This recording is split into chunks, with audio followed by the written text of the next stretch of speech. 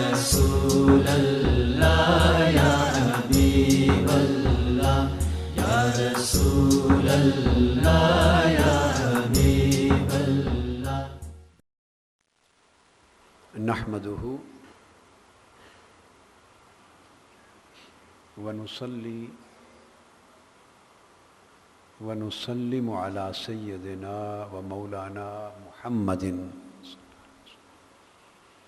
رسولہ النبی الامین المکین الحنین الکریم الرؤوف الرحیم، اما بعد فاعوذ باللہ من الشیطان الرجیم، بسم اللہ الرحمن الرحیم۔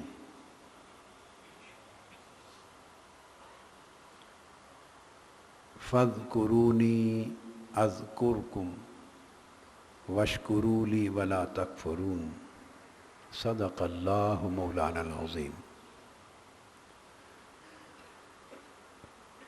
محترم مشائخ اعظام، علماء کرام،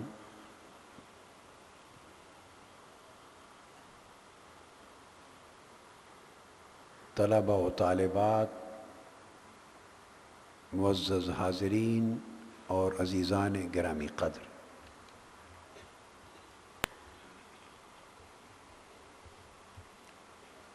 اللہ رب العزت کا شکر ہے جس کی توفیق سے ہمیں ماہ رمضان المبارک کی عظیم نعمت اس سال پھر عطا ہوئی۔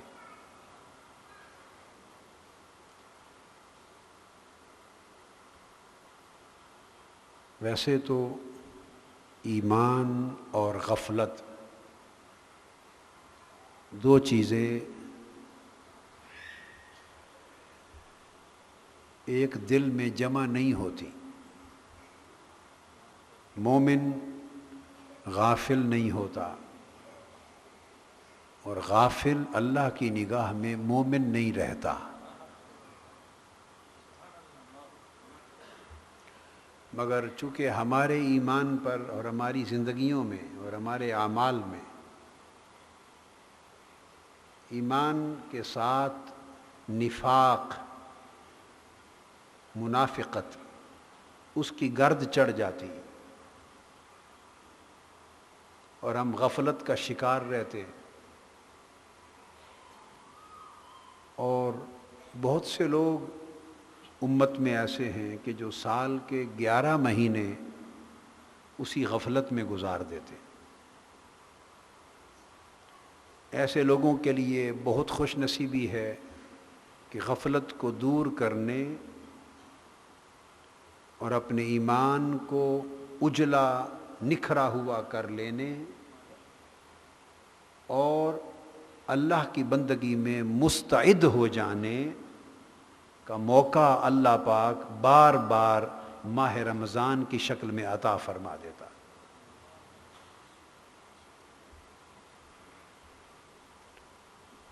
تو ماہ رمضان المبارک اللہ کے ذکر کا مہینہ ہے۔ کیا؟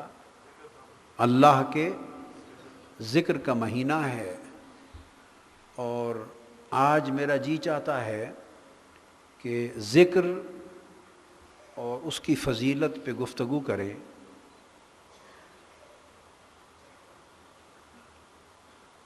بات کریں آج ذکر پر۔ کیا؟ ذکر پر بات کریں، اور ذکر بھی کسی کی بات کرنے کو کہتے ہیں۔ ذکر کیا ہے؟ کسی کی بات کرنا، اور باتیں تو ہم کرتے رہتے ہیں، باتیں تو ہم کرتے رہتے ہیں، اور کیا ہی اچھا ہو کہ ہمیں اس کی بات کرنی آ جائے۔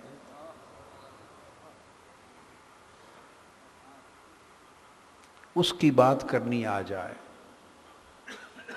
اور اس کی بات کرتے کرتے اس کی یاد آ جائے۔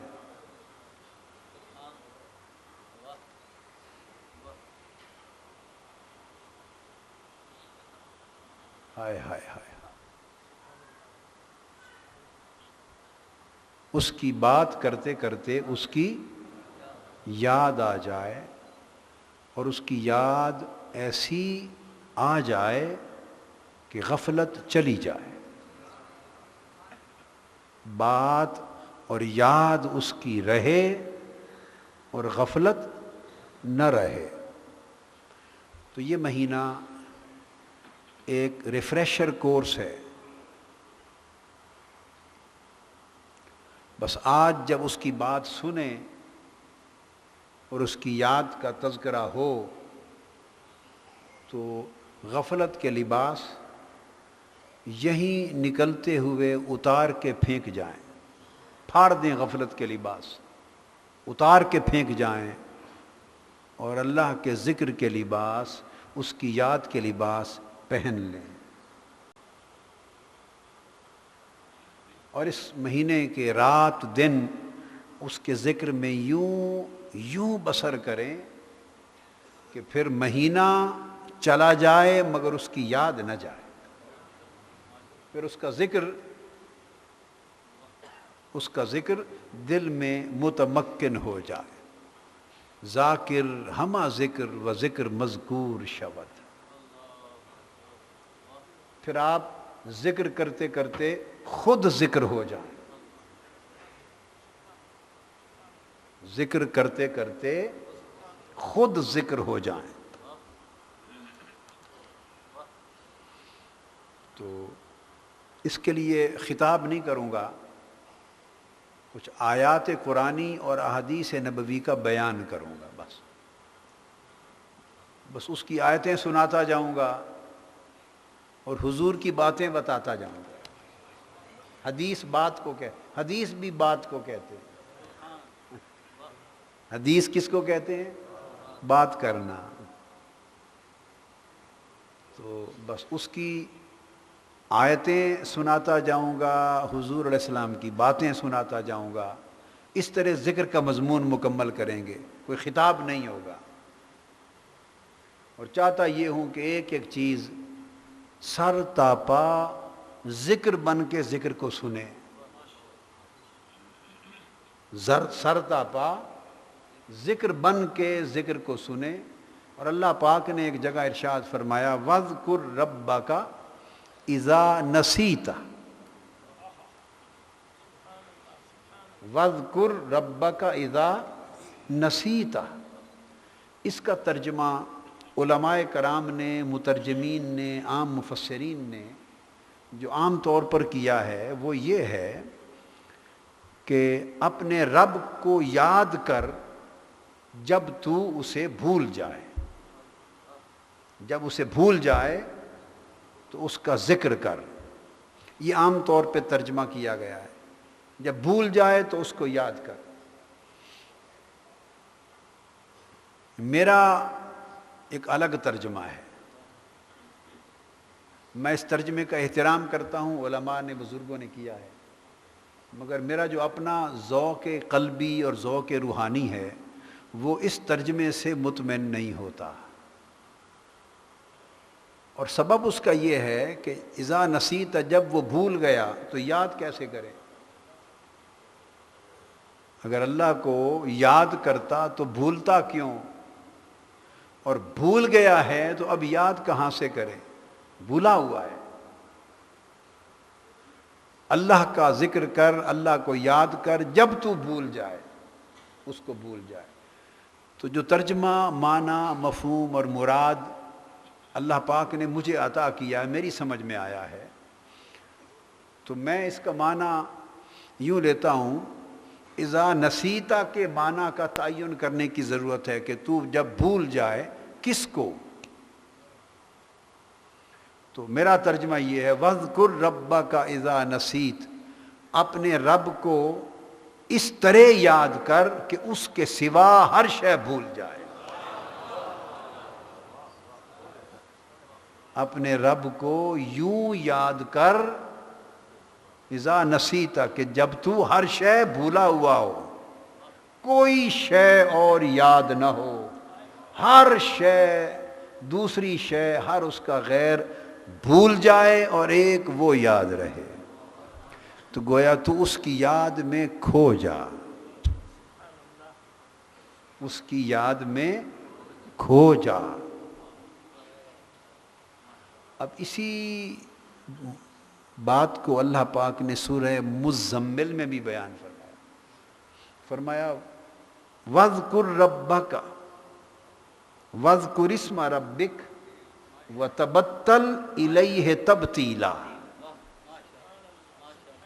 وَاذْكُرِ اسْمَ رَبِّكَ وَتَبَتَّلْ إِلَيْهِ تَبْتِيلًا۔ اب اس کا ترجمہ کرتے ہیں لوگ اپنے رب کے نام کا ذکر کر، میں ترجمہ یوں کیا کرتا ہوں اپنے رب کا نام جپ، اپنے رب کا نام جپ، رب کے نام کی تسبیح کر، تو اپنے رب کے نام کا ذکر کر، اس کے رب کا نام جپ، رب کے نام کی تسبیح کر، وَتَبَتَّلْ إِلَيْهِ تَبْتِيلًا، اور ہر ایک سے کٹ کر اسی کا ہو جا۔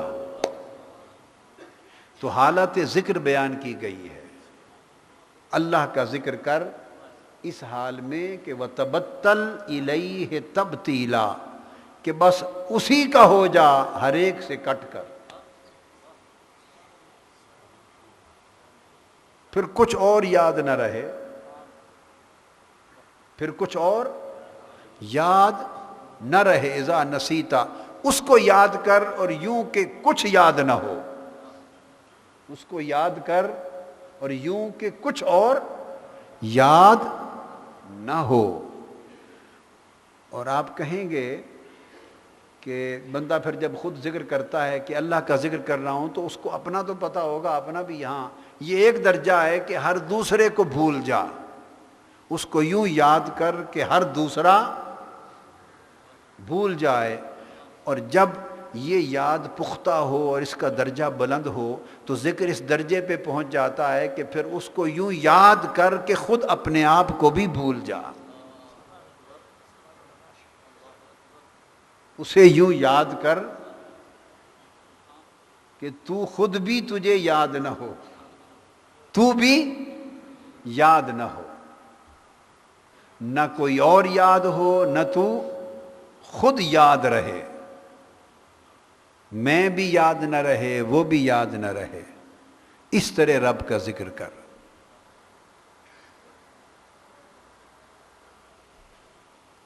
جب سیدنا موسیٰ علیہ السلام نے اللہ کے حضور عرض کیا تھا رب ارنی، یہ تو مومن کے لیے، ذاکر کے لیے ذکر کا درجہ ہے، اور ہر ایک شخص کے درجے اس کے حال اور مرتبہ کے مطابق ہوتے ہیں۔ جب موسیٰ علیہ السلام نے عرض کیا تھا طور پر رب ارنی انظر الیک، اے میرے رب مجھے اپنا آپ دکھا، رب ارنی مجھے اپنا جلوہ کرا، انظر الیک تاکہ میں تجھے تک لوں، میں تجھے تک لوں۔ تو جواب آیا تھا لن ترانی، تو مجھے نہیں دیکھ سکتا، تو مجھے نہیں دیکھ سکتا۔ اب اس کی ایک عرفانی تفسیر کر رہا ہوں، قرآن مجید کے اس مقام کی ایک عرفانی تفسیر کر رہا ہوں جو عارفوں کی تفسیر ہے، عالموں کی نہیں۔ کیا؟ عارفوں اور عاشقوں کی جو تفسیر ہے وہ کر رہا ہوں۔ اللہ پاک نے یہ نہیں فرمایا کہ مجھے دیکھا نہیں جا سکتا، اگر اللہ کو دیکھا ہی نہ جا سکتا ہوتا تو اللہ کا پیغمبر سوال ہی نہ کرتا۔ اگر اللہ کو نہیں دیکھا جا سکتا تو اس کا علم پیغمبر سے زیادہ بھی کسی اور کو ہو سکتا ہے؟ سب سے پہلے تو یہ بات پیغمبر ہی کو معلوم ہونی چاہیے تھی کہ اللہ کو دیکھا ہی نہیں جا سکتا، تو جسے دیکھا ہی نہیں جا سکتا تو پیغمبر جانتے ہوئے اس سے کہے کہ مجھے اپنا آپ دکھا، یہ نہیں ہو سکتا۔ تو ان کا سوال خود اس بات کا جواب ہے کہ دیکھا تو جا سکتا ہے، اس لیے تو عرض کیا پیغمبر ہو کر مولا اپنا جلوہ کرا، انظر الیک تاکہ تجھے دیکھ سکوں، تجھے تک لوں۔ تو دیکھا تو جا سکتا تھا، اور اللہ پاک نے جواب میں بھی یہ نہیں فرمایا کہ کیسے بات کرتے ہو موسیٰ، مجھے کون دیکھ سکتا ہے، مجھے تو دیکھا ہی نہیں جا سکتا، کیسی بات کر دی ہے۔ اللہ پاک نے یہ بھی نہیں فرمایا، بلکہ کیا فرمایا؟ لن ترانی، اے موسیٰ تو مجھے نہیں دیکھ سکتا۔ جواب بتا رہا ہے کہ دیکھا تو جا سکتا ہے پر تو مجھے نہیں دیکھ سکتا۔ اب تو مجھے نہیں دیکھ سکتا، یہ جو نکتہ ہے اس پر عاشقوں اور عارفوں کی بات کرتا ہوں۔ تو نہیں دیکھ سکتا، اس پر عاشقوں اور عارفوں کی بات کرتا ہوں۔ اور ہم بھی بھائی نہ عاشقوں میں سے، نہ عارفوں میں سے، اندھوں میں سے، نابینوں میں سے، دنیا کے کتوں میں سے، بس سن سنا کے پڑھ پڑھا کے ایسے بیان کر دیتے ہیں۔ اور سنا اس لیے دیتے ہیں کہ شاید سناتے سناتے کبھی ہمیں بھی سمجھ آ جائے گی، اپنا لالچ کرتے ہیں، اور ہمیں تو کچھ پتہ نہیں اس کے سوا۔ تو عاشقوں اور عارفوں کی بات بتاتا ہوں کہ اللہ پاک نے فرمایا موسیٰ تو مجھے ہرگز نہیں دیکھ سکتا۔ کیوں؟ اس لیے کہ مجھے دیکھنے کی شرط یہ ہے کہ اپنے ہونے کی خبر نہ رہے۔ مجھے دیکھنے کی اولین شرط یہ ہے کہ دیکھنے والے کو اپنے ہونے کی خبر نہ رہے، اسے ناظر کی خبر نہ رہے، منظور کی خبر ہو۔ اسے یہ خبر نہ ہو کہ میں دیکھنا چاہتا ہوں اور میں تجھے دیکھ لوں، جب تک میں برقرار ہے مجھے دیکھا نہیں جا سکتا۔ مجھے دیکھنے کے لیے میں کو مجھے میں گم کرنا ہوگا، میں کو مجھے میں گم کرنا ہوگا۔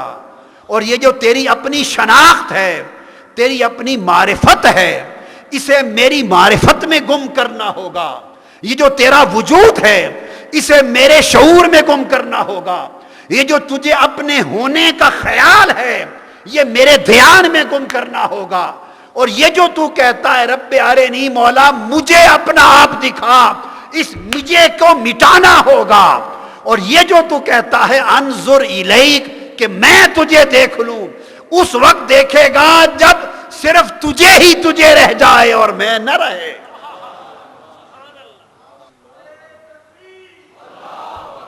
یہ جو منو تو کی بات ہے کہ ایک میں ہوں ایک تو ہے، میں دیکھنا چاہتا ہوں اور تو تجھے دیکھنا چاہتا ہوں، یہ جب تک میں اور تو دو ہیں اس وقت تک تو موسیٰ دیکھا نہیں جا سکتا۔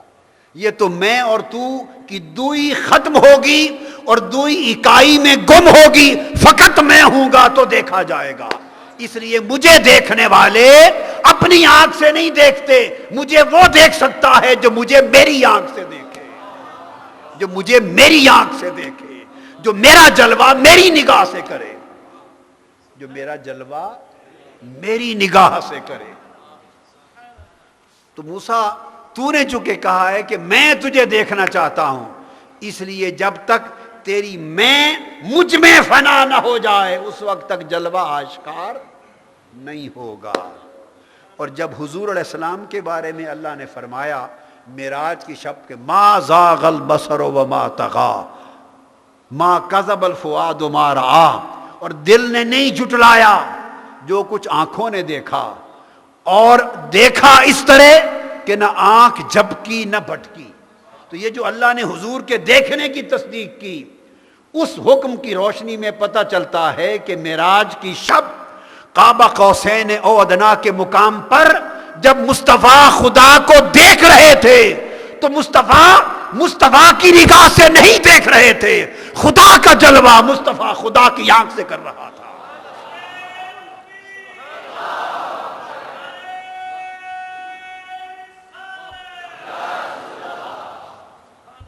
خدا کا جلوہ خدا کی آنکھ سے ہو رہا تھا۔ ہائے ہائے ہائے، خدا کا جلوہ خدا کی آنکھ سے ہو رہا تھا۔ تو یہ ایک کیفیت ہے فنائیت کی۔ کیا کیفیت ہے؟ فنائیت کی۔ یہ ہے مشاہدہ میں فنائیت، یہ ہے مشاہدہ میں دیکھنے میں فنائیت۔ ایک غزل بھی ہے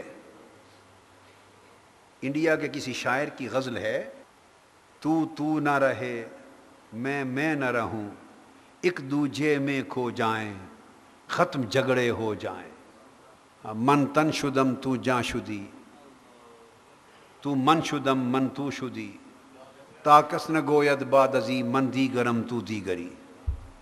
تو یہ ہے مشاہدہ میں فنائیت، اور یہ تو ہے اونچے لوگوں کی بات۔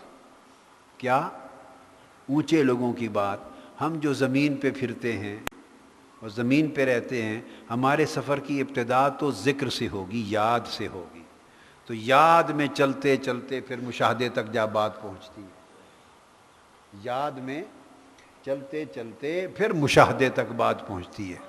لہٰذا تو آئیے پھر آج ذکر کی بات کریں، ذکر کی اہمیت اور فضیلت کو اپنا لیں، اور رمضان کا مہینہ ذکر پر محنت کریں، اتنی کریں کہ ذکر رچ بس جائے، اور پھر سب کچھ چھوٹے پر ذکر نہ چھوٹے۔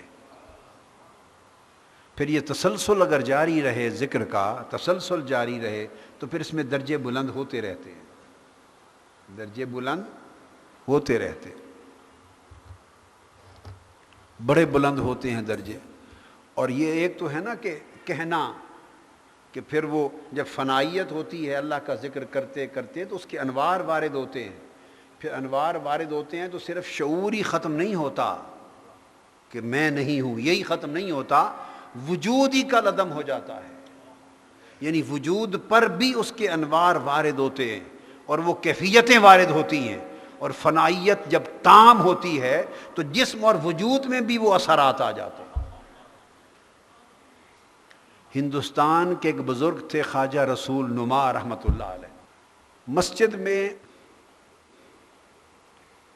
دارالعلوم تھا تو مذاکرہ ہو رہا تھا، فلسفے کی کتاب اساتذہ طلباء کو پڑھا رہے تھے، فلسفے کی شمس بازغہ پڑھا رہے تھے، صدرہ پڑھا رہے تھے، کتابیں پڑھا رہے تھے۔ کتاب پڑھاتے ہوئے ایک بحث آ رہی تھی آسمانوں کی، کہ یہ جو آسمان ہیں ان کی میکنگ، ان کی فارمیشن یا ان کی جو ایگزسٹنس ہے یہ کس طرح کی ہے، ان کا وجود۔ تو پرانے یونانی فلسفے میں جو گریک فلسفی تھی اس میں یہ تھا کہ یہ سخت مادی اجرام ہیں، جسم ہیں، اور یہ پھٹ بھی نہیں سکتے، کھل بھی نہیں سکتے، اور کھلے ہوئے بند بھی نہیں ہو سکتے۔ تو یعنی یہ ایک ایسے اجرام ہیں کہ ان میں خرق اور التیام محال ہے، پھٹ کے کھل بھی نہیں سکتے اور کھلے ہوئے مل بھی نہیں سکتے۔ اس بحث پر سبق ہو رہا تھا تو طلباء اپنے اساتذہ سے، استاد سے، جو ان کے فلسفی استاد تھے، ان سے سوال کرتے تھے اس پر کہ اگر یہ بات درست ہے تو حضور علیہ الصلوۃ والسلام جسمانی معراج پر گئے جسم اقدس کے ساتھ، اور آسمانوں سے 7 آسمانوں کے پار گئے، تو بتائیے پھر جسمانی طور پہ اس آسمانوں سے پار کیسے چلے گئے اور واپس کیسے آ گئے؟ اگر آسمان مادی ہیں اور ان میں پھٹنا اور ملنا مشکل ہے تو کیسے گئے آ کر؟ ناممکن ہے تو کیسے ہوا؟ اب استاد فلسفے کی زبان میں دلائل دے رہا تھا اور طلباء کو سمجھ نہیں آ رہی تھی، طلباء غالب تھے، استاد مغلوب ہو گیا تھا، طلباء بچھاڑ کر رہے تھے اعتراضات کی اس اصول پر، اور استاد بات سمجھا نہ سکا۔ ساتھ ہی ایک فقیر، ایک ولی اللہ تھے حضرت خواجہ رسول نما رحمۃ اللہ علیہ، ان کا لقب تھا، ان کا لقب تھا رسول نما، اس لیے کہتے تھے کہ جب موج میں آ جاتے کسی پر تو اس کو پکڑ کے آقا کی کچہری دکھا دیتے تھے صلی اللہ علیہ وسلم، صلی اللہ علیہ وسلم دکھا دیتے تھے، کچہری دکھا دیتے تھے۔ یہ کچہری دکھانے کی بات بھی تھوڑی بتا دیتا ہوں، اس کو روکتا ہوں، تھوڑی کچہری کی ذوق کی بات سنا لوں۔ حاجی امداد اللہ مہاجر مکی رحمۃ اللہ علیہ کے زمانے میں ایک شخص تھا، بزرگ تھے، بزرگ، انہیں حضور علیہ السلام کی ہر رات زیارت ہوتی تھی، ہر رات آقا علیہ السلام کی زیارت ہوتی، اتنے ولی اللہ تھے۔ حج پر آئے، مکہ معظمہ سے حج کر کے مدینہ روانہ ہوئے، تو اس زمانے اونٹوں پر سفر ہوتے تھے، گاڑیاں نہیں تھیں، تو ایک 9-10 سال کا یا 11 سال کا بچہ تھا، سید زادہ آل رسول بچہ تھا، 10-11 سال کا، اس کا اونٹ تھا اور مدنی تھا، مدینہ کے سادات میں سے، آل رسول میں سے بچہ، غریب گھرانے تو محنت مزدوری کرتے تھے، اس کا اونٹ تھا تو انہوں نے سودا کر لیا ٹھیکہ، تو اس سید زادے کے اونٹ پر بیٹھ کر مدینہ چل پڑے۔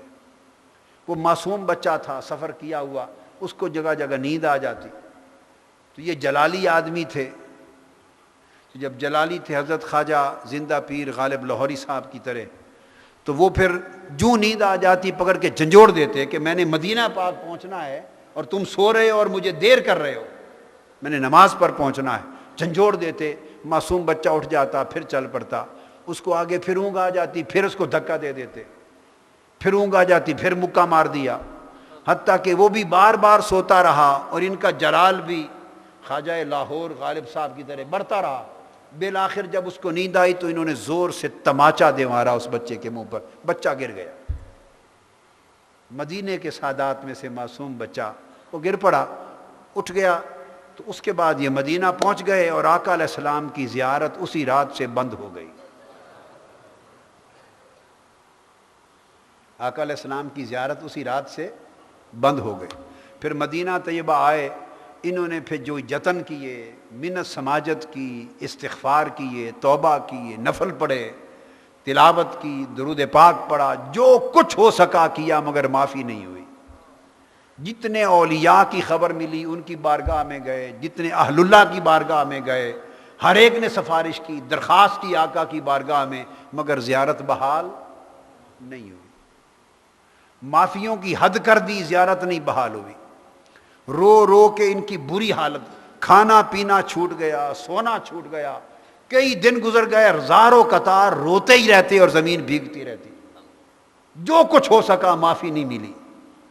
اس وقت کسی نے بتایا کہ ایک مجذوبہ مائی رہتی ہے، ایک مائی مجذوبہ خاتون ہیں، تو باب السلام کے سامنے پرانے زمانے میں شار عینیہ ہوتی تھی مسجد نبوی میں، اور وہ شار عینیہ باب السلام کے آگے پرانے مدینہ پاک کی سبزی منڈی کو جاتی تھی۔ میں نے وہ سبزی منڈی، شار عینیہ، وہ سب علاقے اس زمانے میں دیکھے ہوئے ہیں، اور میں وہاں گھومتا رہتا تھا 63 میں جب گیا تھا۔ تو وہ ایک خاتون آتی تھی وہاں سے، اور پچھلی رات وہ آقا کے گنبد کی زیارت کے لیے باب السلام تک آتی، پھر چلی جاتی، اور ساری رات وہ اس طرح الٹے پاؤں پھر کے حضور کے گنبد کے دیدار کا وظیفہ کرتی تھی۔ مجذوبہ کچہری کی حاضری والی بڑی کامل ولی اللہ تھی۔ کسی بزرگ کے پاس گئے، انہوں نے کہا کہ سب اہل مدینہ اولیاء ناکام ہو گئے، اب صرف مائی صاحبہ ہیں، ان کے پاس جاؤ۔ مائی صاحبہ کے قدموں میں جا کے گر پڑے، روتے رہے روتے رہے روتے رہے، بڑی دیر خیال نہیں کیا، پھر وہ عجیب کیفیت میں آ گئیں اور ان سے پوچھا کیا وجہ ہے، کیوں روتا ہے؟ تو پھر عرض کیا کہ میری حاضری بند ہو گئی، حضور ناراض ہو گئے، یہ گستاخی ہو گئی تھی۔ معافی مانگی انہوں نے، پھر ساری داستان سنائی۔ جب معافی کی صورت ہو گئی، اذن ہو گیا تھا، اس کے بازو پکڑا، اس فقیر کا بازو پکڑا، فرمایا شف ھذا رسول اللہ صلی اللہ علیہ وسلم، آنکھیں کھولو دیکھو یہ محمد رسول اللہ ہے، اور بیداری کے عالم میں حضور کی کچہری میں پہنچا دی، اور کہا اب یہاں حاضر ہو کے ہاتھ باندھ کے معافی مانگو۔ تو آقا علیہ السلام کی بارگاہ سے حاضر۔ تو کچھ وہ ہوتے ہیں جو حضور کی کچہری میں پہنچا دیتے ہیں، پکڑ کے دکھا دیتے ہیں، اور کچھ وہ ہیں عمر پر ترستے رہتے ہیں، اور کچھ وہ ہیں جو سمجھتے ہی نہیں ہیں ان باتوں کو، اپنا اپنا نصیب ہے۔ تو وہ خواجہ رسول نما جس پر فیض کرتے اور موج میں آتے تو حضور کی کچہری دکھا دیتے تھے۔ تو وہ اس مجلس میں بیٹھے تھے، اساتذہ اور طلباء کا اور استاد کا تکرار سن رہے تھے کہ وہ کہتے ہیں کہ جسمانی طور پر آقا آسمانوں سے پار کیسے چلے گئے اور واپس کیسے آئے، استاد صاحب کو جواب نہیں آ رہا۔ تو خواجہ رسول نما جلال میں آ گئے۔ کیا؟ میں نے کہا کہ ذکر ایک ایسی چیز ہے، ذاکر ہمہ ذکر و ذکر مذکور شبد، اگر ذکر کرتے رہیں اور ذکر میں فنا ہوتے رہیں اور ذکر میں ہر غیر کو بھول جائیں، اور بھولتے بھولتے بھولتے ذکر میں محویت ہوتی ہے، محویت بڑھتے بڑھتے انہماک بنتا ہے، انہماک بڑھتے بڑھتے استغراق بنتا ہے، بندہ محو ہوتا ہے، پھر منہمک ہوتا ہے، انہماک سے بڑھ کے اس میں غرق ہوتا ہے، اور ذکر کے سمندر میں غوطہ زن ہوتا ہے، ذکر کی موجوں میں غرق ہوتا ہے، اس کے اوپر بھی ذکر کی موجیں ہوتی ہیں، نیچے بھی ذکر کا سمندر ہوتا ہے، دائیں بائیں ذکر کا پانی ہوتا ہے، اور مچھلیوں کی طرح ذکر خدا، ذکر مصطفیٰ میں ذاکر تیرتا پھرتا ہے۔ جب مستغرق ہوتا ہے ذکر میں تو ذکر کی لہریں اپنی کیفیتیں اس کے جسم پر وارد کرتی ہیں، اور پھر بڑھتے بڑھتے استغراق سے آگے نوبت آتی ہے کہ استہلاک ہو جاتا ہے، وہ ہلاک ہو جاتا ہے، فنا ہو جاتا ہے ذکر میں۔ جب فنائیت شروع ہوتی ہے تو پھر غیر از خدا ہر ایک کو بھول جاتا ہے، وہ رہتا ہے دنیا میں، اللہ کا ذکر یوں کرتا ہے کہ جس دنیا میں رہتا ہے گویا وہ دنیا نظر نہیں آتی۔ دنیا کا وجود، دنیا کا شعور، پہلے دنیا کی طلب، دنیا کا حرص، دنیا کا لالچ، دنیا کی تمنا، یہ اس کے دل سے محو ہوتی ہے، مٹا دیتا ہے، تمنا مٹاتا ہے، مٹاتے مٹاتے پھر وجود مٹا دیتا ہے، پھر وجود نظر نہیں آتا، سوائے اللہ کے ذکر کے دنیا کی کوئی شے نہیں دیکھتا۔ جب دنیا محو ہو جائے، مٹ جائے، تو پھر فنائیت اس کے اپنے وجود پہ وارد ہوتی ہے، پھر رفتہ رفتہ اپنا دھیان چھوڑنے لگتا ہے، اپنا چوک و چوبند رہنا چھوڑنے لگتا ہے، بناؤ سنگار چھوڑنے لگتا ہے، ساری باتیں چھوڑتا چھوڑتا پھر وہ وقت آتا ہے کہ اپنے وجود سے صرف نظر کر لیتا ہے، پھر اپنا وجود ہی بھول جاتا ہے، یہ بھی خیال نہیں رہتا کہ وجود میرا ہے یہ نہیں، تو وجود خیال سے ختم ہو جاتا ہے، وجود خیال سے ختم ہو جاتا ہے، پھر فنائیت ذکر الہی کی وارد ہوتی ہے، تو خیال سے ختم تو ہو گیا تھا، اب اثرات سے بھی ختم ہو جاتا ہے، اثرات سے بھی ختم ہو جاتا ہے، وجود اثرات سے ختم ہو جاتا ہے، اور پھر وہ کیفیت بھی بعضوں پر آتی ہے جب فنائے تام کے بعد مقام بقا پہ پہنچتے ہیں تو وجود اپنی ذات سے بھی فنا ہو جاتا ہے، وہ پھر کیفیات وجود پر طاری ہوتی ہے۔